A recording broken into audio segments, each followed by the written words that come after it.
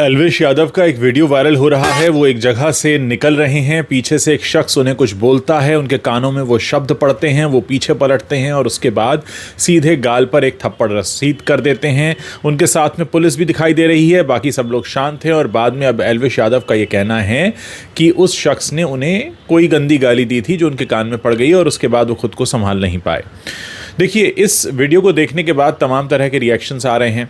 ज़्यादातर लोगों का कहना है कि एल्विश ने जो किया वो कोई भी यही करता अगर उसके साथ ऐसा होता, क्योंकि एल्विश सेलिब्रिटी हैं तो उनका जो थप्पड़ है ये वायरल हो गया और इस पर वीडियो बन गए और इस पर तमाम बातें हो रही हैं। कुछ का ये कहना है कि एल्विश इस तरीके की गर्म मिजाजी के लिए मशहूर रहे हैं, ऐसे में कोई नई बात नहीं है।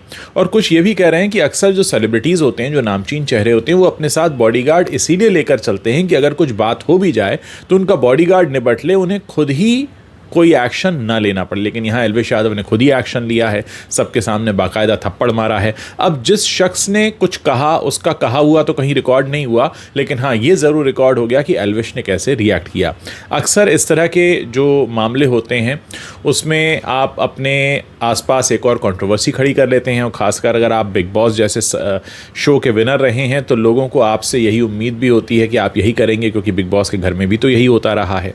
अब सवाल ये है कि इस तरीके के जो बिग बॉस पार्टिसिपेंट्स हैं या विनर्स हैं या ऐसी पब्लिक पर्सनैलिटीज़ जो हैं जो कि बिग बॉस में जाती रही हैं, उनका जब इस तरीके का पब्लिक में बिहेवियर होता है उससे क्या पहचान बनती है, उस शो की भी और उस पर्सनैलिटी की भी।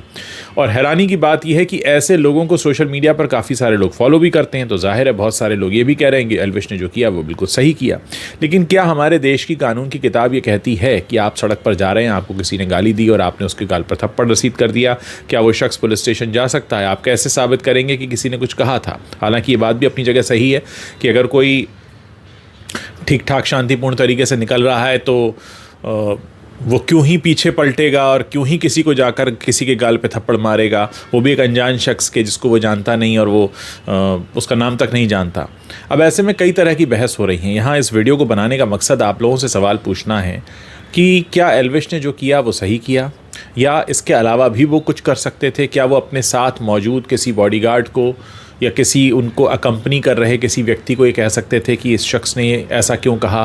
क्या उससे जाकर कुछ पूछ सकते थे? क्या बातचीत होनी चाहिए थी, या सीधे जाकर गाल पर थप्पड़ मार देना कहीं एल्विश को तो कटघरे में खड़ा नहीं करता? खासकर जब आप एक पब्लिक पर्सनैलिटी हैं, पब्लिक फिगर हैं, तो आपसे उम्मीदें कुछ अलग तरह की रहती हैं, जबकि सभी इंसान समान हैं। लेकिन होता यही है कि अगर आप पब्लिक फिगर बन जाते हैं तो आपसे लोगों की उम्मीदें कुछ अलग हो जाती हैं।